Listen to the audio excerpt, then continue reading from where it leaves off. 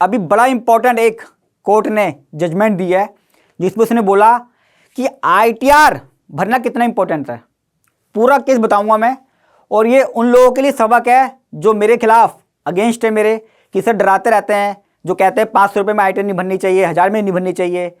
मैं ही बताना चाहता हूं दोस्तों, 100 में से 5 लोग ही फंसते हैं इनकम टैक्स में गलत आईटीआर की वजह से। लेकिन क्यों फंसे हैं? हम सही तरीके से आईटीआर क्यों ना भरें, प्रॉपर तरीके से डिस्क्लोजर क्यों ना दें?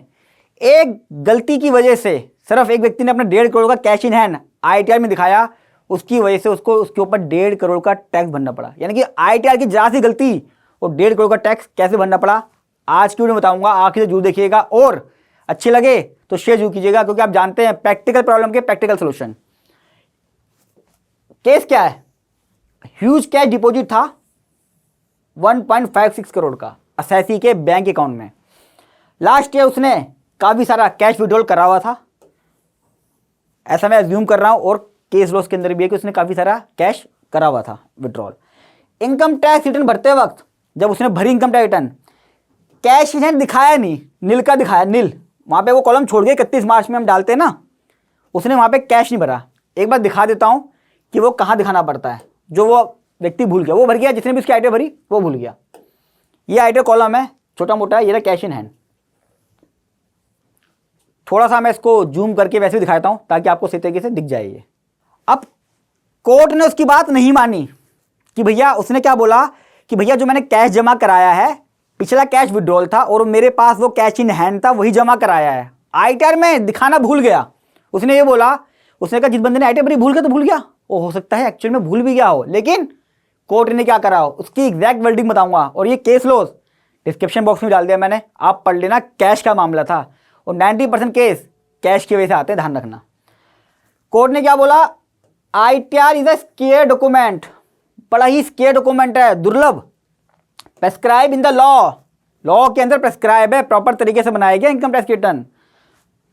एंड रिपोर्टिंग एरर, यानी कि रिपोर्ट करने की कुछ गलती अगर रह गई किसी से, कैन नॉट बी प्ला सो लाइटली, इसको हल्के में नहीं ले सकते आप। यानी कि आप कह दो कि मैं आईटीआर में दिखाना भूल गया था, आईटीआर में छूट गई थी, इसको गलती को माना नहीं जा सकता। दूसरा पॉइंट भी इंपॉर्टेंट पॉइंट लिया मैंने, प्रेस्क्राइब फॉर्म ऑफ आईटीआर, जो आईटीआर के फॉर्म है, सुटेबल कॉलम है उसमें, बड़ा इंपॉर्टेंट पॉइंट है। हर एक चीज के सुटेबल कॉलम बनाए गए हैं, किसके लिए? फर्निश करने की डिटेल को, किसकी? कैश की, कैश बैलेंस की। जजमेंट में लिखा हुआ कैश बैलेंस का प्रॉपर दिया हुआ था। This law procedure has been statute for several year, और बहुत सालों से लॉ के अंदर चलती हुई आ रही है आईटीआर फॉर्म, और लॉ के अकॉर्डिंग बनाया गया है। And nobody can dispute it, और कोई भी इसको चैलेंज नहीं कर सकता कि यार कॉलम में दिया हुआ था और नहीं भरा। कितनी इंपॉर्टेंट जजमेंट है, कितने इंपॉर्टेंट पॉइंट है, और ये बात मेरे उस बेस को मजबूत करती है जो मैं हर वीडियो में बोलता हूं कि हमेशा प्रोफेशनल का यूज़ कीजिए, अपने आप आईटीआर को कभी मत भरिए। साल में एक बार भरते हैं, उसमें भी हम ढूंढते रहते हैं कि तूने 1000 की भरी थी, इस बार 800 की भर रहे हैं, अगली बार कोई 500 का मिल गया, उसके बाद 300 वाला मिल गया, हम ये ढूंढते रहते हैं। हम ये देखते नहीं कि मेरी आईटीआर भरनी कैसे है। ये जजमेंट पूरी उन लोगों के लिए एक सबक है जो गलत तरीके से अपनी आईटीआर भर देते, वो नहीं भरते हैं, जो प्रोफेशनल लोग हैं वो कम टाइम लेके यूज़ करके भर देते हैं इसको। अब करना क्या है वो मैं बताता हूँ। आप जानते हैं मैं सिर्फ बातें नहीं बनाता, मैं लोगों को बताता भी, मतलब समझाता हूँ। लोग कहते डराता हूँ, लेकिन मैं समझाता हूँ, ऑफिस के बारे में बताता भी हूँ। जब आप आईटीआर भरें, देखो होता क्या है, टाइम कम होता है सबके पास, ये बात सही है। एक अपनी सेल्फ कैलकुलेशन भी कर लें, बैंक स्टेटमेंट को जरूर बेस बनाएं। लोग यूपीआई लेते रहते हैं, कैश जमा करते रहते हैं, बच्चों के बैंक अकाउंट खुलवा लेते हैं, तो बैंक स्टेटमेंट जरूर दिखाएं। जीएसटी की सेल का रिको जरूर बना लें कि जीएसटी में क्या सेल गई है मेरी और इनकम टैक्स में क्या सेल जा रही है। 26A का रिको जरूर कर लें। कई एंट्री आती हैं, कई एंट्री नहीं आती हैं, कई एंट्री आईटीआर के वक्त नहीं आती हैं, आईटीआर के बाद 26A अपडेट हो जाता है। बहुत सारे केस मेरे पास आते हैं, तो 26A का प्रिंट आउट रख लो ताकि आपका एक बेस बन जाए कि जब मैंने आईटीआर भरी थी उस समय नहीं था, मेरी नॉलेज में भी नहीं था, टैक्स तो जमा करना ही है, पेनल्टी से बच जाओगे। मैं सब सेव रखता हूँ। टीआईएस और एआईएस को भी बेस बना लीजिए। एक बेसिक अकाउंटिंग जरूर कर लीजिएगा on the basis of bank और कैश। जो लोग 44AD में आईटीआर भरते हैं, वहाँ कॉलम होता है कैश का और बैंक का।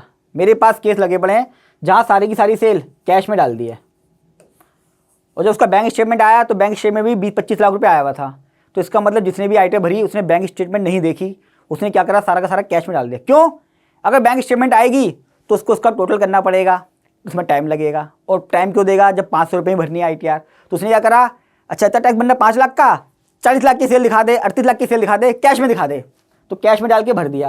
और जब केस लगा तो बैंक में भी कुछ पैसे आए हुए थे, वो नहीं दिखाई।